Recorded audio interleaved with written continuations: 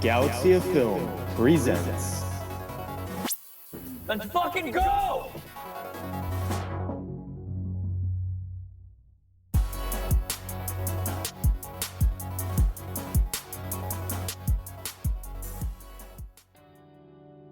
Hello, ladies and gentlemen. Welcome to another episode of LFG. This is a very special episode that I'm doing here. Joined with me for this episode is the president of the Galaxy of Film fan club. We got Shamim here. How's it going, Shamim? Hey, I'm good. I'm good. So, we're trying. Yeah, that group is going fast. And I just saw the new Miley film that just came out yesterday. It was really visionary and really artistic. If you have not seen it, Wesley, it was yesterday, and it's really good. All That's right. what I've done. All right, go ahead, Brendan. Back to you. Thank you, Shamim. Welcome. Like I said, I don't know if I said my name is Brandon Messina. I don't know if that was said, but now you know. Like I said, this is a very special episode of LFG because I got the chance, or I had the opportunity to interview someone that has had a significant part of my childhood, honestly. He was a co-creator of the children's program Dragon Tales back in the late 90s, early 2000s. I got the one and only Wesley Eure here on this episode. How's it going, Wesley? It's going good. Thanks for having me. I love it. I love being here. Yeah. Of course. Oh my God, Shamim, I'm looking at all the stuff behind you. Have more stuff on your walls. How amazing is all that? You know what's so amazing when you do podcasts? You get like a glimpse into somebody's how they live. Except Yes. like you, it looked like a recording studio. But you know, my house is here, and there's Shamim's house, and it's kind of fun to see how people live. I know, right? I'm just here down in my basement as I'm recording here, so it's just like just a little white background here. It's a little simplistic on my end, but do what's best for the podcast. Am I right? Absolutely. All right. Well, like I said, thank you again for coming on for this episode, Wesley. It's an honor to have you on for this episode. I might as well just get right into the interview portion of the video. Are you all ready? Yeah, absolutely. Of course. All right. So I'm just going to run through like kind of like a brief biography of your acting career because in the 70s and 80s, around that time, you had, I would say, a very successful acting career, which shows like Land of the Lost and a little period Days of Our Lives too. So I was just wondering from that time period within the 70s and 80s, what did you learn from those experiences that made you the person that you are today? And it doesn't have to be specifically from those shows. It could just be from that time period. I learned that I was the luckiest guy in Hollywood. I had two TV series on NBC running the same time because I first got Days of Our Lives. I did that for about almost a decade. I played Mike Horton, and then I got Land of the Lost, and so both NBC shows. So NBC allowed me to do all my scenes on Days of Our Lives in the morning. I just went into the studio at NBC in Burbank, did all of my scenes, and the cast hated me because for 3 years I got to go do my scenes and leave, and they were stuck waiting for me. And then I got in my car, drove over the hill to Hollywood, and was going, "Run, Holly, run! There's a dinosaur!" So from Land of the Lost, playing Will Marshall. That's great. So I want to know, like, just from, I guess around that time, was there anything, what were some of the favorite moments, I guess, from that time, from that, like, kind of the decade, I would just say? Well, the 70s, and they were terrific, and but one of the I love game shows. I love games. Me too, Wesley. Me too. So I got to be a regular, semi-regular on Password. I got to play with Betty White and Elizabeth Montgomery from Bewitched. I got to teach Lucille Ball how to play Password. Oh, that's cool. I got all these celebrities, Vicki Lawrence, and just tons and tons of celebrities, and I got to go on and be pitted against them, and And then finally, in the late 80s, I got to host my own game show for Nickelodeon called Finders Keepers. Oh yeah, I remember watching that show a lot I was the on host. YouTube when I was a kid. They would always have like the VHS recordings on YouTube, and I would just have that on just playing. I loved it. It was the show where it was like it's kind of like finding things in like a house, right? It's like a house design, and you find like a lost and found type of game show, right? Yeah, it was two teams, kids, and hidden pictures. They had to find the pictures, hidden Right. pictures. And oh, I'm looking at a car pulling up, and it's my sister from Land of the Lost. She's driving in my in. That's awesome. And she's gonna be like surprised and just well, you get to say hi. Kathy's like my best friend. We both live in Palm Springs, and we travel and do a lot of the autograph shows together. It's so much fun. And but Finders Keepers was a two-story house, and the kids won the right to go to. There was like 8 different rooms, like Alibaba's bedroom, or the Martian room, or Mom and Dad's bedroom, or something, any outer space, or whatever it was. And I'd give them a clue, and they had 60 seconds to find a hidden object. And you could break everything in the room was breakable. Every screen, every vase, everything was breakable.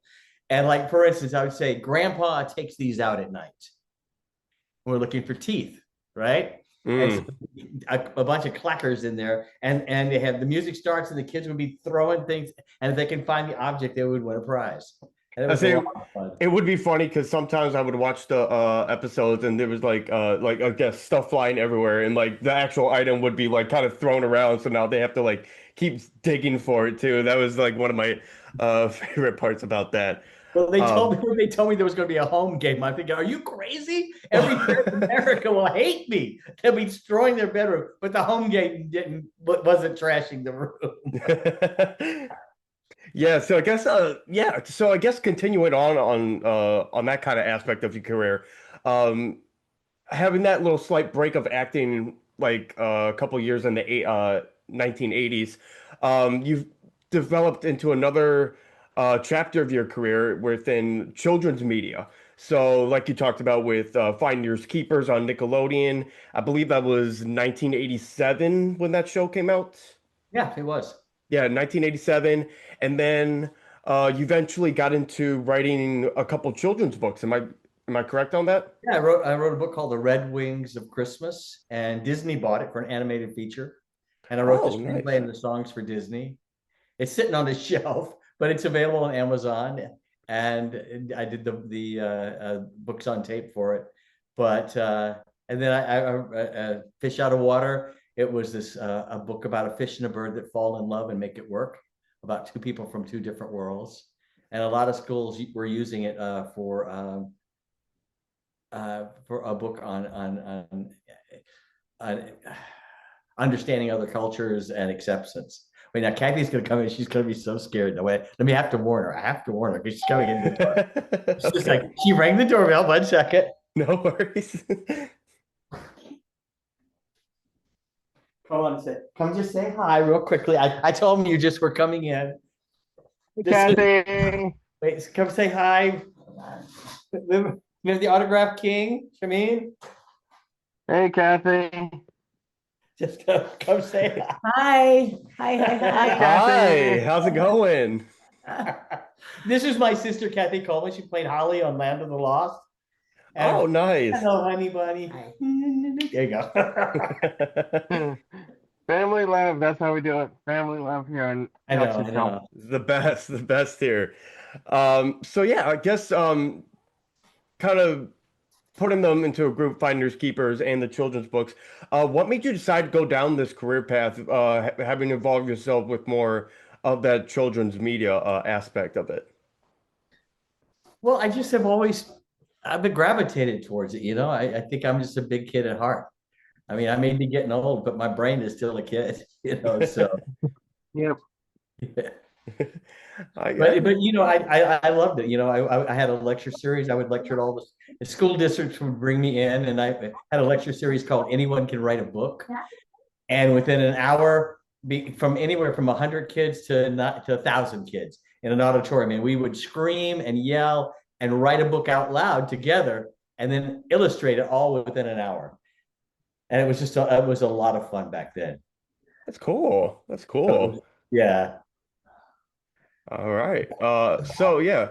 Yeah. So I guess furthering down this path to children's media, I guess we're gonna talk like the big topic we're talking about is you helped co-create a children's program in the late 90s called Dragon's Tales, which was yeah, I remember watching plenty of episodes as a kid. I had a lot of the VHS tapes growing up, so I remember my handful of Dragon's Tales episodes for sure.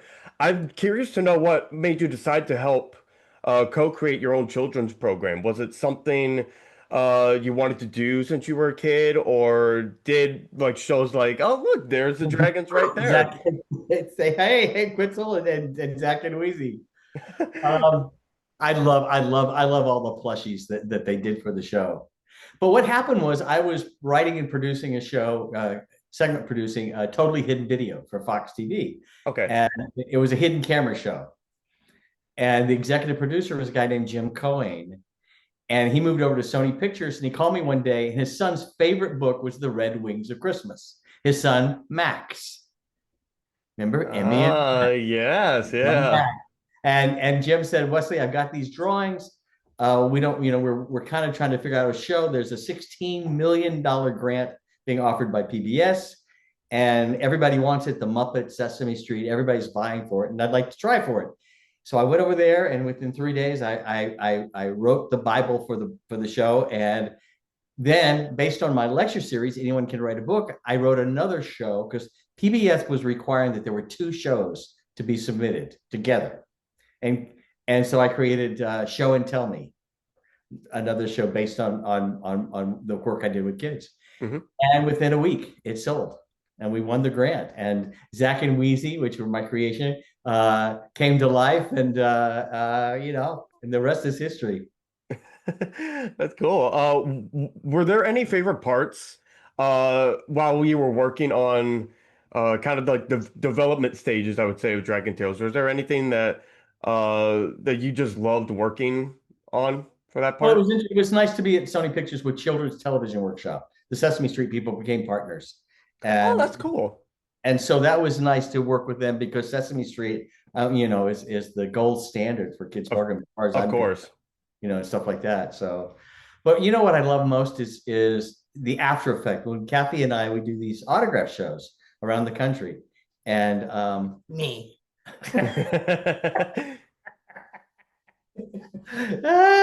Get out of here. So, She loves making her quick cameos. yeah, and we have a lot of kids that come up to the table and stuff and can sing the theme songs and tell me the stories, how it changed their life or affected their life. And it's pretty amazing. I have some really powerful exchanges with the little kids, or not little anymore. They're getting in their 20s and stuff. Yeah. And now Dragon Tales is back streaming, but one of the most amazing things that happened one time Kathy and I were at a show, and there were two girls that were on the spectrum, and and one of them was nonverbal, and she had a handler with her, and they came over, and I started singing the theme song, Dragon Tales, it's almost time, and she started singing with me. Oh, that's sweet. Well, wait, her handler says she's nonverbal. I've never heard her speak. Oh, wow. That's really cool. I started sobbing. And Yeah, it was because because music, music, it's amazing how it can affect all of us, and we can remember songs, and absolutely.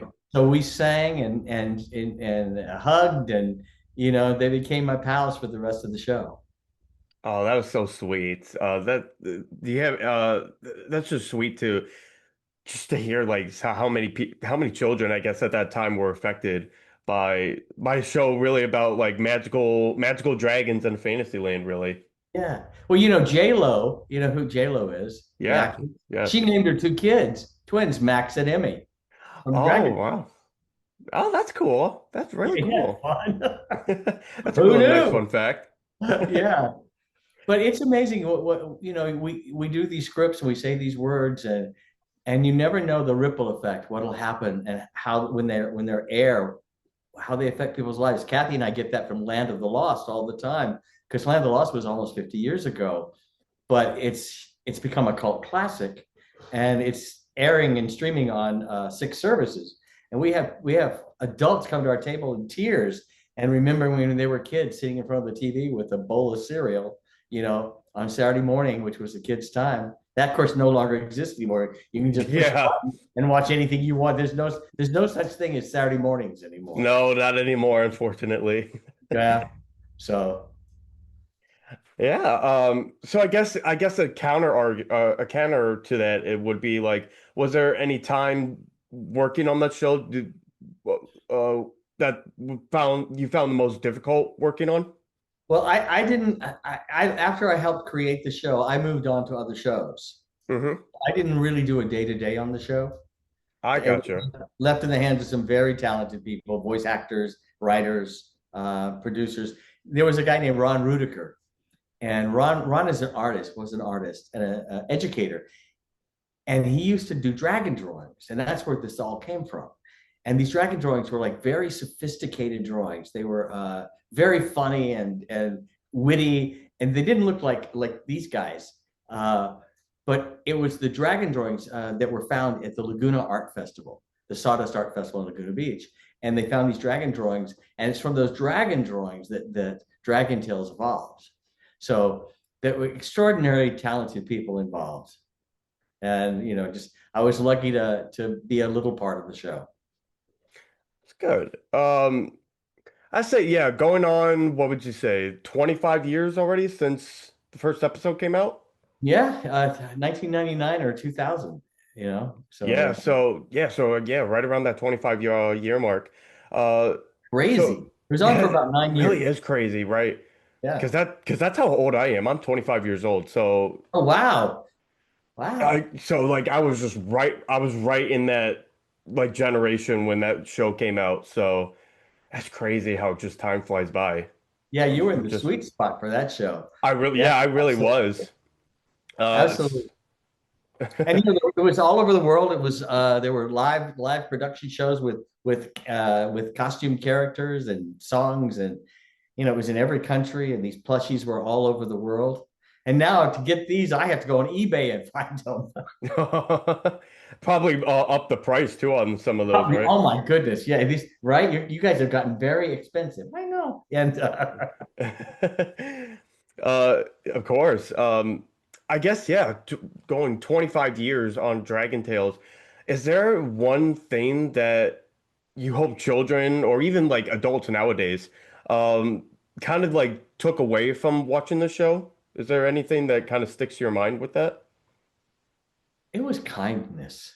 It was all about kindness and acceptance and love and resolving problems and finding your way to happiness again. And I think that's a wonderful message for all of us to take.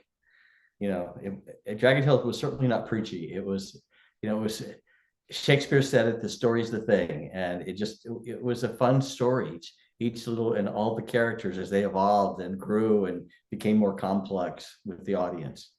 And it was just an honor again just to be a part of it and to help help launch the lives of these amazing characters. Of course. And the voice actors and the animators. I mean, they were terrific. Yeah. Uh, you know, in fact, I was at one show recently with Kathy, and she makes me mention her because she's sitting here on the couch. It's just, I mean, it's unbelievable. And Don't make me come back in the shot again. Oh, there she is. but he was one of the animators drawer for the first season and stuff. So he actually gave me a beautiful Dragon Tales drawing that he did with the I wish with all my heart to fly I with with the dragons in the land of heart. heart. Yeah. Apart. Yeah. So it was, Emmy wished on a dragon scale. That's what started Dragon Tales. Around the room, the dragons flew, but Emmy and Max knew what to do. They climbed on the back of the dragon friends. Now the adventures never end. Dragon Tales, Dragon Tales. Oh my It's all God. time for Dragon Tales. You're bringing back Come memories to on, me. Oh my hey, God. let's all go to Dragon land. Wow. Yeah, my God. Just hearing that again, it just brings back so many nostalgic feelings for me. Again, like I said, I had the VHS tapes, so I would have it almost like on loop on certain days, just rewatching Dragon Tales as a little kid, even. So I appreciate you for bringing this into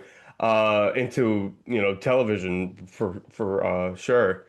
Well, Um, and I just want to know, in your opinion, how much of a legacy uh, has Dragon Tales left behind once the show eventually came to an end? well, I think if you measure legacy one story at a time. And if you talk about the young lady that was nonverbal, then it's Hmm. left a huge legacy. If that's the only thing it ever did. And of course, it wasn't. I mean, there's different stories. Again, everything we do, if you're a teacher and you say the right word to a student, it could change the course of their lives. So we never know. Words are really important and powerful, and not just as actors in the entertainment business or writers. In our daily life, you work at a Starbucks and you say a happy good morning to somebody, it could change their day. So Hmm. words have power. And I think that's something we all need to be reminded of, to be mindful of words. I completely agree with you, Wesley. Like I try to live by that motto most of my life, honestly. Just treat people how you want to be treated, basically. That's how I go about my daily life.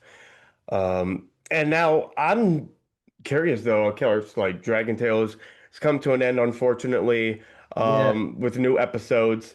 And now I'm just curious, what has Wesley been up to nowadays since it ended? I Well, heard you've done some philanthropy work over the years.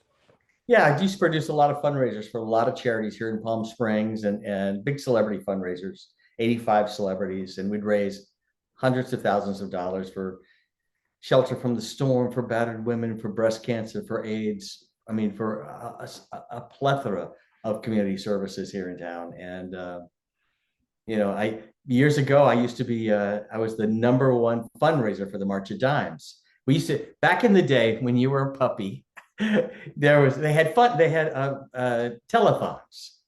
They don't do them anymore because things have changed. The industry's changed. But back Yeah, in the day when there's just a couple of channels and everybody was sucked in for the winter, they would have a telethon in the winter time, whether it was the Jerry Lewis telethon from or whatever, and I would go host these telethons, 48 hours of staying up all night singing and dancing and raising money and stuff like that. So I love that's one of the greatest things I ever got to do, was to be part of all of that. that's great to hear, and I'm glad you're continuing on with the philanthropy work as uh, gotten nowadays, really. Shamim, we haven't heard from you in a little Yeah, bit. Shamim, where the heck are you? Yeah, I'm curious Autograph king?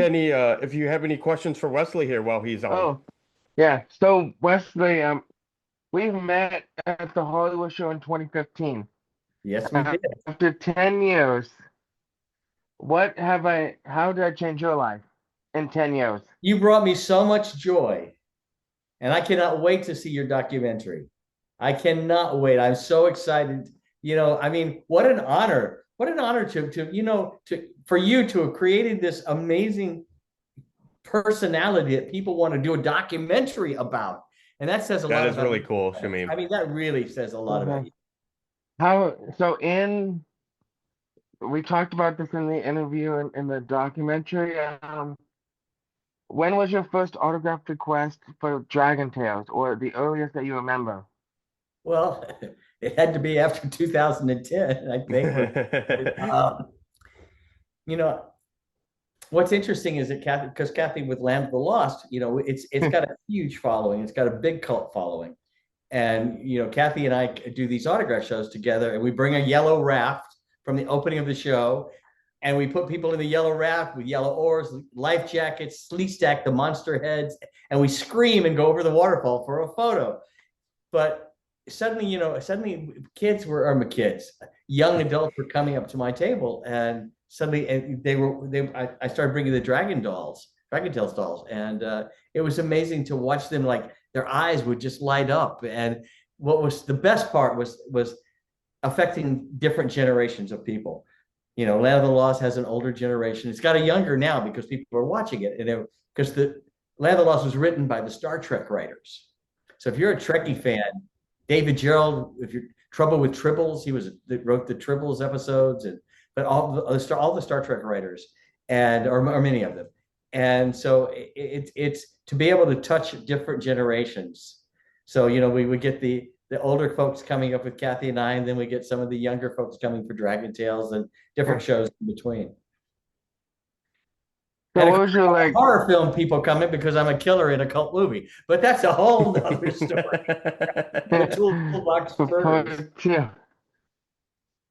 So for your history of your own autograph, I know you got some trading cards that you did recently for Leaf, and then how like the earliest version of your autograph to what it's like today. How did you any inspiration came from that? Like, did Holly say, "Hey, nice autograph"? Then you change it around, or how did that come about? Well, the shows have evolved over the years. We used to do them. I only did one years and years ago, and it was at the Beverly Garland, and it was there were like $20 for an autograph or whatever, and the prices have gotten higher and higher. Of course, the costs have gotten higher for a celebrity to get there, the travel and the hotels. I mean, it's gotten crazy, and they've just gotten so big. Some of them gotten, I think, so big that it's hard to really have time with your favorite celebrity. And again, that's why Kathy and I bring a yellow raft, because we take the time to, instead of just doing a photo like with somebody, we costume them, we put them in the yellow raft on the floor, the oars and screaming and all that stuff. Of course, we want to create an experience. We want to take the time. And I think that's the one thing we have to be careful about with autograph shows, is not to become so corporate or too fast that we lose the one-on-one, because it's the one-on-one. And Kathy always says, can you imagine when we were kids watching our favorite TV stars, there was not a chance in hell that we would be able to meet our favorite celebrities, And then now suddenly, you go to these shows, and I mean, we get to meet our heroes too. And we sit next to like Lou Ferrigno or, some of all these different people from our past. Yeah. But suddenly that the television wall, as Kathy says, is gone, the screen. And there we are. I mean, I couldn't even conceive of it back in the 70s that this would be part of our lives. And Kathy and I do the Star Trek convention. We're the only show other than Star Trek they allow in at the big granddaddy of Star Trek at the Rio in Vegas. It'll be our 11th year this year. And it is, that's the show that I think that started all the autograph shows, the Trekkies. I think that was kind of one of the first big shows that created the autograph movement. And we are so happy to be a part of it. We have so much fun. We laugh and we giggle, we sing songs. I used to sing the theme song to Land of the Lost. Did I sing the theme song to Land of the Lost, Kathy? I've lost track. He goes, oh, sure. Every time when you sing it, you still have to tell everybody you sang the theme song. But we sing and we laugh, and we create moments, because we figured if we're going to be there, let's have fun. Let's make this an adventure. And with Dragon Tales, I bring the dolls and we'll put them on people's shoulders and we'll hold them and sing the theme song and just have fun. It's make it an adventure, not just a photograph. So here's an old, like a kid with money in his pocket. It's burning a hole in Wesley's pocket that he doesn't need to sing the theme song. Actually, Come on. Holly, No, come on. Hey, Holly, check Check this out. This is the Kathy. Sit with me. I will. Okay, here we go. The theme song to Check this out. Okay, Holly, check this out. you ready? Marshall, Will, and Holly on a routine expedition met the greatest earthquake ever known. High on the rapids, it struck their tiny raft and plunged them down 1,000 feet below. To the land of the lost, to the land of the lost. And then Grumpy the dinosaur goes, roar. Hey, Bravo, bravo. hey, So happy. Oh, I'm so happy. Kathy, check this out. The what's that? old Hollywood Collector Show and from 2002. Your name is on it. Oh, wow. Wow. Wow.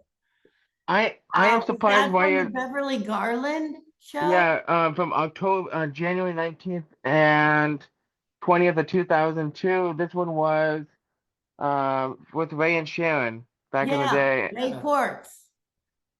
And Yeah. then so Wow. I am surprised your name's not on it, Wesley. Only Kathy is. I didn't do them very. I was busy. I was actually working and doing other things, and I just never did the shows. I was busy. I was raising two boys. So the I so was you only busier, did Kathy. I had to make lunch. I'm going to give you tit for tat, as I love it. you shall see. So so Wesley, when was your first trading card for like the Leaf trading card series? The first one was we did a Land of the Lost convention. It was a reunion show in Milwaukee with all the casts, and it was a Troy Communion, and he put this Land of the Lost, and he created these beautiful cards for us. So We just that was recently we had another fan actually came to Palm Springs and gifted us. Kathy and I took us to lunch and had a whole new set of beautiful trading cards made. Because that seems to be the new thing, right? I mean, you're new for me, but instead of autograph 8x10s and stuff, with trading cards signed. Mhm.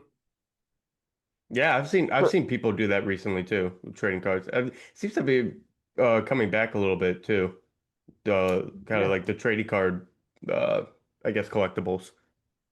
yeah. oh so Wesley, what did you think about the new Land of the Lost movie that just that came out with like Will Ferrell and that and Land of the Lost? Have you seen it? Oh yeah, I was there for the opening night at Grauman's Chinese in Hollywood. It wasn't Land of the Lost. It was a comedy. Land of the Lost was a drama about a family, a single parent family. Our dad, Kathy, and I, and this frightening world where we had to survive. And with Will Ferrell and Danny McBride and Anna Friel, it was a big comedy. And so it wasn't the super fans of the TV series, didn't really like it. I Hmm. think I think that the movie, the further you get away from trying to say it was the original Land of the Lost, the funnier it gets. Because I do love Will Ferrell was terrific. He was a huge fan. Danny McBride, they could not have been kinder. Kathy and I did a cameo together, but it wasn't very good. They cut us out, and not because we were terrible, but because well, maybe we were. I don't know. But what happened was we were part of an ending, the original ending to the movie, and they cut that, and they scrapped that whole ending of the movie they'd filmed, and they ended it with a Will Ferrell going on Matt Lauer show, which actually was very funny. It's one of the funniest parts of the show where they get into a fight and on the floor and punching each other, and. But and I'm hoping that one day they'll make a show, Land of the Lost, that's based on the actual family. It was a drama, it was very unique for Saturday morning. It wasn't like puppets and animated things and it was Hmm. drama. And because it was written by the Star Trek writers, the sci-fi was, I mean, doppelgangers and time doorways and matrices and Enoch, the Sleestak, he looks at these giant creatures and he thinks that he evolved from it, but he discovers later, no, that he is his current culture is becoming so warlike, they're going to morph into the giant Sleestaks. So he has to go back in time to warn his people that you got to stop being warlike, or one day we'll become these giant lizard creatures. I mean, the sci-fi was really, I mean, if you can get over the look of the 70s, because we didn't have CGI back then. Hmm. Everything was done except for blue screen, which was brand new at the time. Now it's green screen. It's the scripts are so good, and even Walter Koenig, if you're Chekhov, the original Chekhov from Star Trek, created Enoch, the talking Sleestak.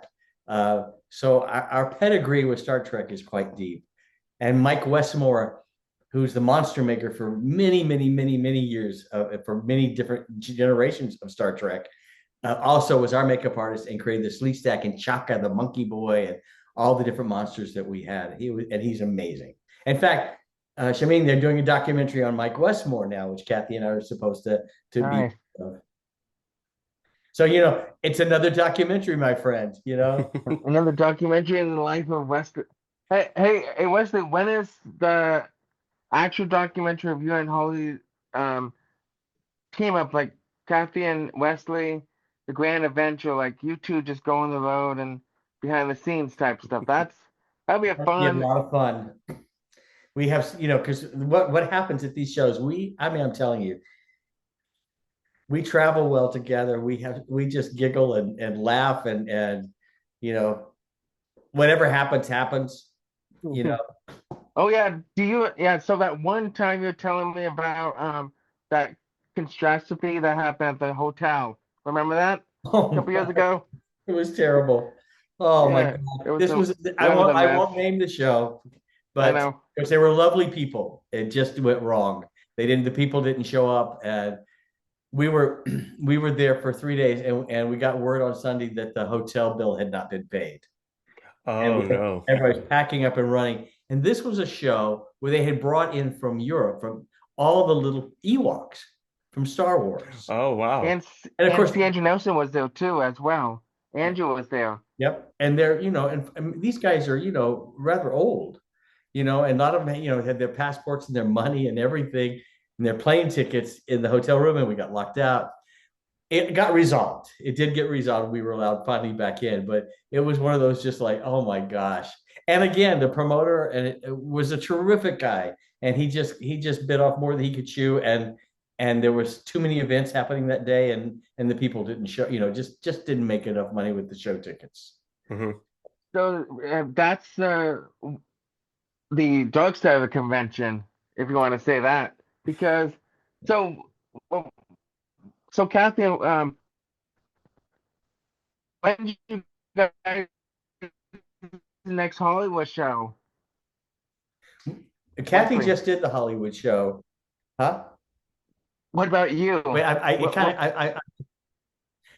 I'm not scheduled yet. Hopefully within the next year I'll go back and do it. Yeah, we had so much. You and I had so much fun with Kathy and all these. I think Glenn Scarpelli, all these wonderful people that did the show, and we had dinner together at the end. And I got to meet your producer, and Shameen. It was so much fun. You were, and I got to sign you, and you signed me an autograph, which I still have. Yes, and so Scott. Actually, me and my friend Brian Toshiyama is doing this awesome new thing that you might be interested in, Wesley. It's a short film called Hold My Beer, which is a on the spectrum autism neurodivergent type of film. And Brian's right now looking for some actors and people who want to like help change the world, basically, which I think I told you about this. So basically, that's what I'm doing right now. And then for Wesley, so your next show is when, Wesley, for you? Well, next weekend we go to Monster Bash in Philadelphia. Pittsburgh. I'm sorry, Pittsburgh. And then we go to Shore Leave, and that's going to be in Lancaster, Pennsylvania. We're doing Las Vegas again. We're doing Dallas. We're doing BartoCon in Florida. Michigan, Detroit yet or no? No, well, we did Detroit with a few years ago. We did Great Lakes Comic Con. Mike just the show, which was terrific, and he is a great promoter. And then I think Dave Coulier is coming this year, I believe, for Motor City Comic Con. Nice. That's gonna be fun. That's what Uncle Joey. And then so Max, I think Brandon. So Brandon's also he's also the editor, and he does his own stuff for Galaxy Film as well. Mm-hmm. Wow. With his side of stuff. Hey, Kathy, you there? Yes. Oh yeah. When would you like to come on Galaxy of Film, Kathy? When would I like to come on? Is that the name of your podcast? Yes. Yeah. So yes. I mean, come here, Kathy. Be on now. No, I mean Kathy's own. You and Kathy on her episode. Max can talk to you like maybe like sometime next year. Have a Kathy Coleman show with Oh, Wesley. Okay. Kathy has a book out.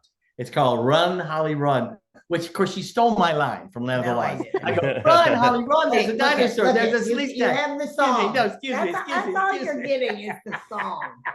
About I swear, So the man this is is- getting greedy here. But this is Kathy's book's on Amazon. It's Run, Holly, Run, Kathy Coleman, and it won so many awards. In fact, it came out, it won Best Indie Publication for an autobiography. Oh, nice.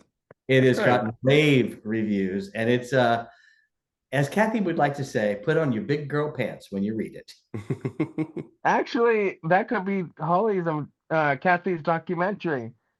Run, Holly, Run, the Kathy Coleman story. I like that. I have been chased by Yeah, a lot of man. sleep stacks in my life. Yes. So pretty much this is the real life brother and sister duo. I've always told Sid and Marty Croft, I said, you didn't just cast my TV family, you gave me a real life family. And that includes Spencer Milligan, who played our dad, who unfortunately passed away this past year, and Phil Paley, who played Chaka. And Phil lives in Los Angeles, and I think he and Kathy talk almost every day. And Phil is like a brother, and we have a good time together, all of us. I'm going to be seeing him in a couple of weeks. We're going to have dinner. Nice. Yeah. So for between you and Wesley, who signed the most autographs? Me. That You? Most of the time we sign them together. Yeah. There will be once in a blue moon, just somebody that says, my brother had a crush on you, or my sister had a crush on you. We find individual ones, but for the most part, it's pretty equal. 50-50? If he's not signing a Land of the Lost one and he's signing one for Dragon Tales, I'm usually on the other side selling a book. So it just always balances out, it seems like. But There's a nice balance. But with the raft, it's getting into the raft with the two of us. I mean, that really is that's the equalizer, and that's the fun.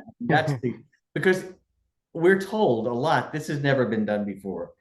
That a celebrity comes and they create an experience of their own. So and the people that get in the raft, when they get in it, you see them. It changes their whole mindset.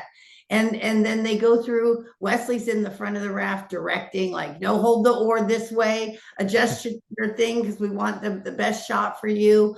At the count of 3, no, you in the back, you blocked your face, we can't see. So he's directing. We're positioning everybody so they get the perfect shot. And then we have to tell them, on the count of 3, we're all going to yell, and make sure you yell. Don't just open your mouth, because the camera knows if there isn't noise coming out of your mouth. It changes the expression on your face. Sounds like Wesley should be a director. By the time that clicker goes off on the cell phone and the picture is taken, as they're getting out and they're removing their costume, they're handing us back over the props. Yep. They feel like they were just in a scene. And the truth of the matter is that was a scene. Exactly. That's all the things that we had: direction, props, wardrobe, dialogue. It's being in a scene, and they walk away feeling like they teleported to the set of Land of the Lost. It's an amazing. I see it in their face. Yep. And every celebrity you can imagine has gotten in our raft for photos. And sometimes they come begging for us. The cast of Little House, the Brady Bunch, the Sam Jones, and Stephen Baldwin, Loretta Swit, Corey Feldman, Fairchild, Mackenzie Phillips. Yeah, it just goes on. Yeah, from every kind of sitcom, and Mindy Cohen. I mean, it just goes on and on. And it's really, some people say we should do a picture of a book, a tabletop book. A celebrity. Yeah. So much fun. So, Wesley and Kathy, what are your first conventions that you both first did with you first time you got both did a convention? The earliest that you can remember? I don't remember. I think it was maybe one of the bigger ones, like Dragon Con or Chiller or. You know what it was? It was the one with Tim. Oh, SteelCon, Steel Steel Con. City That's it. Con. That's it. And Johnny Whitaker was there, and Butch Patrick was there from Eddie Munster, and Yeah, and it was Phil a whole Paley, cross Chaka. kind of. Yeah, that was so much fun. When I asked you to put the puzzle away, what did I ask you to do? Did I ask you to do? Nice to see life goes on in the background. I'm curious. Shamim, did you have any more questions for the two of them by chance? So Kathy, for you, how did you first create your autograph and how did it involve what it is today? I look at, like, I had a ID card from junior high, and I see how I signed the bottom of it, and it's just as you get older, your signature changes over the years. It changed when I got married, of course, and then it coming back to my maiden name and my stage name. It's just over the years, life has just changed my signature, and just like it's changed me. So it's I actually signed all of those trading cards, and I noticed I signed like a lot of them, and I was getting really tired when I was doing it, and my signature wasn't quite as crisp as the first maybe 100. And the person that was handing me the cards, I said, are the people going to recognize that that's still my signature, even though it's not as clean and crisp? And he said, yes, because it's the rhythm of it. And so the rhythm of my signature throughout the years has never changed, because it's the rhythm is in me, but some of the squiggles maybe are a little different. Yeah. Just like me, the squiggles are a little bit different, but my rhythm hasn't changed. It's true. It is true. Guys, this has been so much fun. Thank you for That's great. Yeah, of course. I love that you showed up. Well, Kathy and I are about to film something. We're going to put some things probably at auction. The only things that we have, which are only a couple. Share this on camera, because it was something I was thinking of. I was sitting out in front of Starbucks this morning, and I thought, when I pop in, whether it be like for something like this, or when we go out for dinner and I meet you and you have friends, or you come to a dinner where I have friends, right? When you step into my circle, you make me whole. Wow. And I think when I step into your circle, I see it in your face. It's the same look I get when I see you step into my world. It makes that's how connected we are. It's like, we're fine. We can solo mission. We don't have a problem with that. Yes. But when the two of us come together, that's what magic. Yeah, it really truly is. And I was just thinking that this morning, and I thought I got to remember to tell that to Wesley, because I wanted you to hear that. What a beautiful, thank you. Yeah, you make sweet. The last thing, did you two take anything off the set of Lost, and what was it? Can't talk about it at the moment. You'll find out soon. There'll be an announcement. Yeah. It's a awesome. secret. Okay, I am now. My knees have gone numb because I have a hard floor. Thanks, Kathy. But, thank you again for having me. Of course, thank you for coming on. Bye, honey. I appreciate that. Now move out. It's my turn. Get out of here. Get out of here. My knees. I feel like I just got out of the raft. I love it. I thought you would never leave. So, Wesley, who was the first celebrity in your raft that you remember? Wow. It was a fan. I don't remember. There have been hundreds. We have had, it becomes the best photo you'll ever take at a convention, I think. And most people, we have done, Kathy and I will do the autograph shows, and the local news stations will come with the camera. Well, they'll insist they get in the raft with us to do the piece on the convention to get people to come. So we get the weatherman or the news anchor in our raft broadcasting live. So we have so much fun. Yeah, I also owe you a rap photo, Wesley, at the next Hollywood show, Yeah. and a photo. I would. The thing is, yeah. So this has been really fun, Wesley. You are still one of my best friends to 10 years to this day. Oh, Next year's gonna be 11. Can you believe it, Wesley? Just because of the Hollywood show. So Wow. at that Hollywood show, the Dick Van Dyke was there in January of 2015. He did that his dance. Remember that day? He sang the theme song to Land of the Lost with us. oh, Dick that's Van cool. Dyke. So Dick, did Dick Van Dyke get in that I mean, laugh that's a at? legend in Hollywood right there. I was in tears when it was over. I mean, I couldn't believe. I mean, from my world, that man is untouchable in the entertainment I business. said you can't ask for anything better than that, honestly. Just having Dick No. Van Dyke just sing your song like that. I mean, So can't, did can't He Dick just ask Van for walked Dyke more. by. get? He was just walking by our table, and we took a picture and stuff like that. And he was as kind and as gracious as could be. I can So imagine. did Dick Van Dyke get in the laugh with you? No, we didn't have the rap for that show because not Oh, every. So Sometimes the shows don't have the extra room for it. so Uh, maybe just invite Dick Van Dyke over and get him in the raft. yeah, like he's gonna come over. Yeah, uh, has Dick, him on speed dial. yeah, Shamim, it would like you to come over to my house. Yes, I love it. So go ahead, Brandon. You got all the final questions? Okay. Yeah, I guess that's all I have to. That's all the questions I have for you, Wesley. I'd like to thank you for coming on for this episode, just Yes. taking the hour of your time, to just talk about your career with us. I really appreciate that. Thank you guys. You guys are terrific. It means listen. Thanks for keeping the memories alive. I Of, love what you guys. Thank you for creating those. Honestly, like I wouldn't have had them without you. Honestly, you helped co-create it. Yeah. Well, right place, right time. Exactly, exactly. Is there before we head out, is there anything you'd like to promote before we venture off on our own paths?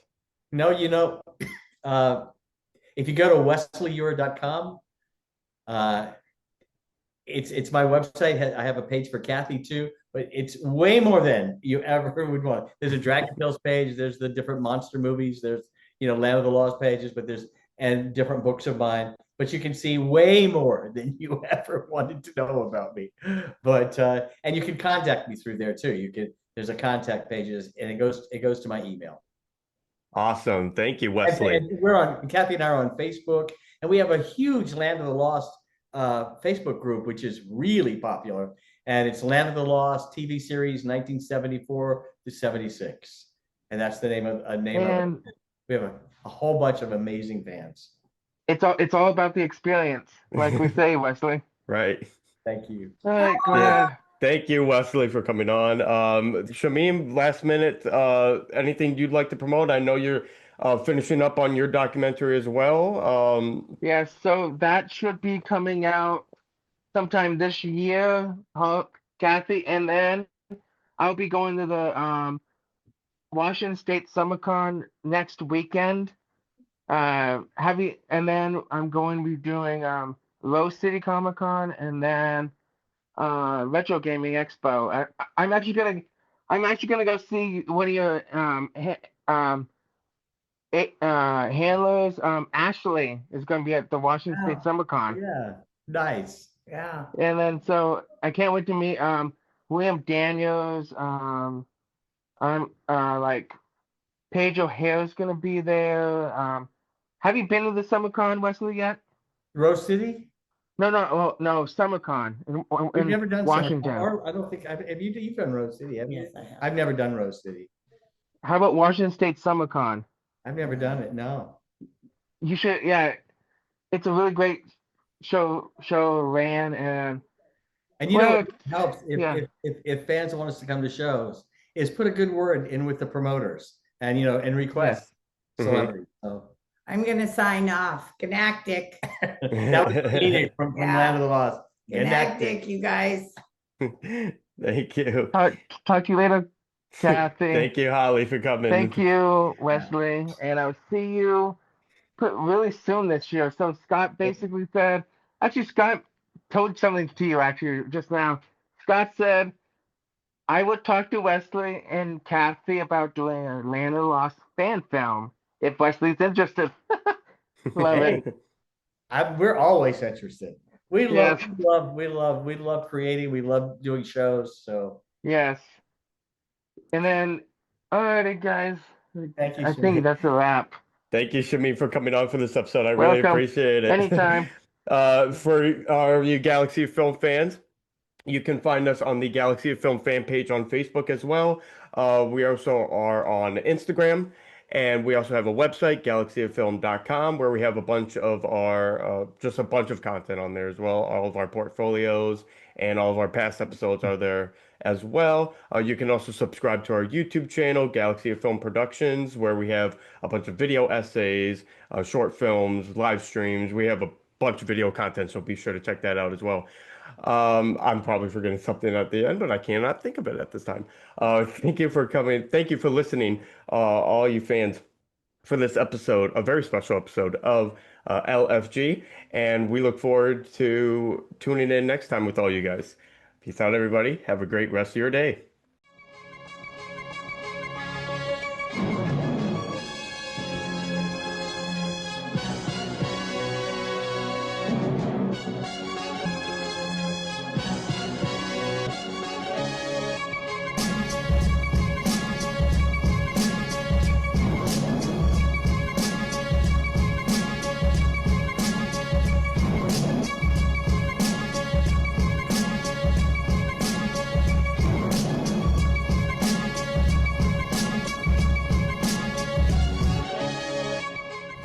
You can find all our other podcasts, original films, articles, and music on our website, galaxyoffilm.com. We're also on Instagram, Threads, Blue Sky, Facebook, YouTube, Spotify, iTunes, and you can join our Patreon for exclusive content and our Facebook fan club for early access to our films.